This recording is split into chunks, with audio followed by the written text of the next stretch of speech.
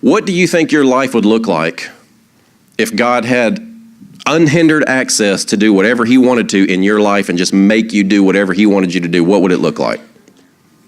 What would his will for you, apart from you stopping it, look like? Yeah, think about it. Let me ask you this. What if you perfectly obeyed God? What would your life look like? You'd look like Jesus, right?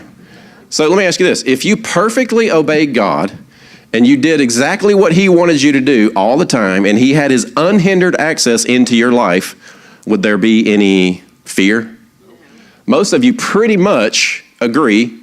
Some of you disagree, that's fine. But that if you did everything exactly like God wanted you to do and God could just do anything in your life that he wanted to do, you'd pretty much look like Jesus, right? So why don't you? Why don't you behave that way? Why aren't you healing every person that comes to you? Why don't you know what they're thinking before they ever even try to ask you to trip you up? Why don't you know that you must needs go by this well to get this woman saved so that she can, you know what I mean?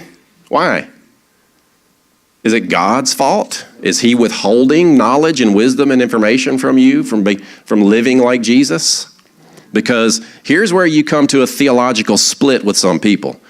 Some people say that everything is already preordained and everything that he has for you to do, or everything that's happening in your life is something that he planned. But yet when you ask those people, okay, if you perfectly obeyed God, what would your life look like?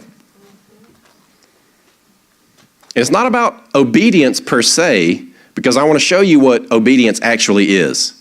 It's actually trust. In the Hebrew, there's no difference between the concept of trust and obey.